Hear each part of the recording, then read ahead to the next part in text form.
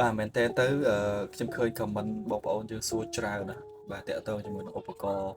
ខ្លុយខ្មែរនេះឯងហើយក៏សួរថាបងពិបាករៀនអត់ហើយរៀនចំណាយពេលរយៈពេលហ្នឹងប្រហែលខែប្រហែលឆ្នាំទើបអាចចេះមួយវិញទៀតសួរថាតើឧបករណ៍ខ្លុយហ្នឹងយើងអាចលេងបានគ្រប់បទដែរអត់អញ្ចឹងសំណួរទាំងនេះសិតតែជាសំណួរមួយដែលសំខាន់ហើយមួយទៀតក៏សួរថារយៈពេលដែលខ្ញុំលេងពីមុនរហូតដល់ឥឡូវហ្នឹងប្រហែលឆ្នាំហើយ បាទអញ្ចឹងគឺខ្ញុំសូមប្រាប់បងប្អូនចេះក្នុងការដែលបងប្អូនជ្រើសឧបករណ៍ខ្លុយខ្មែរយកទៅលេងណាមិនមែនយើងចេះតែយកឧបករណ៍ហ្នឹងឲ្យទៅលើពាក្យថាខ្លុយយកទៅលេងបានទាំងអស់ទេពេលខ្លះបងប្អូនច្រឡំទៅទិញខ្លុយម្ដង10000រៀលឬក៏ម្ដង2 3000ហ្នឹងអាហ្នឹងយើងលេងអត់កើតទេពួកអីប្រភេទនោះគឺជាប្រភេទខ្លុយដែលគេយកទៅតាំងខ្ញុំតែងតែបញ្យល់បងប្អូនជាញឹកញាប់មែនទែនហើយឧបករណ៍ដែលនៅក្នុងដៃរបស់ខ្ញុំនេះបាទគឺឧបករណ៍ខ្លុយសម្រាប់យកទៅលេងជាអាជីពអញ្ចឹងបើសិនជាបងប្អូនបាទមានន័យថាយើងចង់លេងឲ្យព្រោះមែនតើយើងហ៊ានចំណាយលុយទៅហើយបងប្អូនអត់ដឹងទិញណាអាចមកឆាតបាទទិញខ្ញុំបានព្រោះអីខ្ញុំជាអ្នកធ្វើស្រាប់ហើយខ្ញុំបាទមានបទពិសោធន៍លើវាច្រើនអញ្ចឹងបងប្អូនខ្ញុំសុំផ្សាយសំណួរទាំងនេះជូនបងប្អូនសំណួរទី1ដែលតកតងជាមួយនឹងការរៀនហ្នឹងបងប្អូនត្រូវចាំថាមិនមែនរៀនងាយស្រួលទេมันមានអ្វីដែលមានបាទភាពងាយស្រួលមុនទេបើសិនជាយើងអត់ឆ្លងកាត់ភាពលំបាកឬក៏បើយើងអត់ចេះតស៊ូឃើញគេលេងបានលឿនឬក៏គេលេងស្ទាត់មិនមែនគេមិនរៀនទេហើយក៏មិនមែនគេមិនចំណាយពេលរៀនដែរហើយក៏មិនចំណាយពេលតិចដែរក្នុងការរៀនគឺគេលះបង់ច្រើនពេលវេលាសម្រាប់រៀនវាឧបករណ៍នីមួយៗមិនងាយចេះទេបងប្អូនខ្ញុំនិយាយតាមត្រង់មិនងាយទេទោះថាអ្នកឯងដុងខ្លាំងកម្រិតណាក៏ដោយពេលខ្លះក៏នៅតែមានការភ្លាត់ដែរបាទហើយចំណុចមួយវិញទៀតអឺការរៀនមិនមែនដូចការដែលយើងចេះស្រាប់ទេបាទបើយើងចេះស្រាប់អាហ្នឹងវាអត់មានចង់និយាយចេះការរៀនគឺបងប្អូនត្រូវតែតស៊ូរៀនហើយស្វែងយល់អំពីឧបករណ៍មួយនឹងឲ្យបានច្បាស់មិនថាឧបករណ៍ខ្លុយខ្មែរមិនថាហ្គីតាឬក៏ព្យ៉ាណូអីទេផ្សេងៗទេអញ្ចឹងគឺបងប្អូនត្រូវតែស្គាល់វាបានច្បាស់សិនហើយចំណុចមួយទៀតដែលបងប្អូនសួរថារៀនហ្នឹងប្រើរយៈពេលប្រហែលទើបចេះខ្ញុំអត់និយាយថាប្រហែលខែប្រហែលឆ្នាំឬក៏ប្រហែលសប្តាហ៍ទេសំខាន់បងប្អូនមានពេលហាត់វាត្រឹមត្រូវដែរអត់សំខាន់បងប្អូនមានពេលនៅជាមួយវាដែរអត់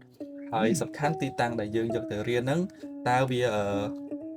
មានន័យថាយើងរំខានគេច្រើនដែរឬអត់បាទអញ្ចឹងគឺយើងរកកន្លែងណាដែលអាចសមគួរថាយើងអាចហាត់រៀនបានអត់សូវរំខានគេឬក៏មួយវិញទៀតបើសិនជាបងប្អូនខ្លាចខ្មាស់គេបងប្អូនផ្លុំនៅកន្លែងដែលស្ងាត់ទៅបាទរៀនកន្លែងណាដែលស្ងាត់ប៉ុន្តែចំណាយពេលរៀនវារហូតបាទយើងអត់បោះបង់ចោលទេមិនមែនថារៀនមួយថ្ងៃហ្នឹងអត់ចេះហើយស្អែកឡើងខ្ជិលឬក៏យើងទុកវាចោលអត់ទេឧបករណ៍មួយបើសិនជាបងប្អូនយកទិញហើយយកទៅទុកចោលអត់រៀនណាកុំសួរថាមិនបានរៀនអត់ចេះបាទអាហ្នឹងគឺតាក់ទងជាមួយនឹងភាព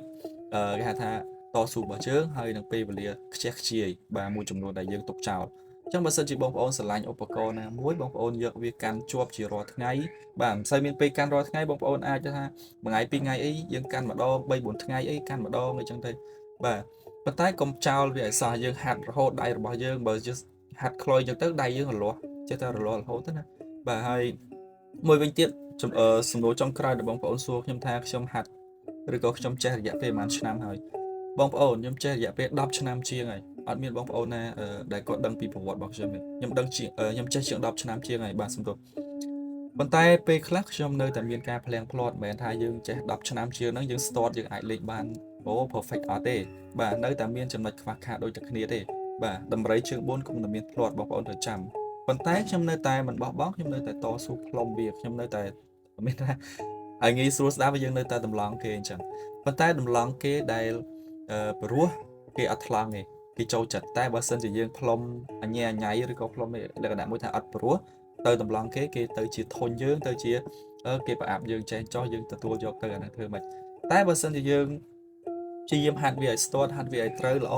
បងប្អូនអត់ខ្មាស់គេទេខ្ញុំនិយាយតាមត្រង់អានេះគឺជាបទពិសោធន៍របស់ខ្ញុំផ្ទាល់ខ្ញុំតស៊ូរៀនណាខ្ញុំអត់បោះបង់ចោលទេរយៈពេល10ឆ្នាំជាងមកនេះហើយខ្ញុំចេញលក់នេះមានន័យថាមានបទពិសោធន៍ផ្លុំលើវាឬក៏ប្រើប្រាស់វាទើបខ្ញុំចេញលក់ឲ្យបងប្អូនទាំងអស់គ្នាយកទៅប្រើប្រាស់មិនមែនយើងអត់ចេះផ្លុំហើយយើងចេះតែលក់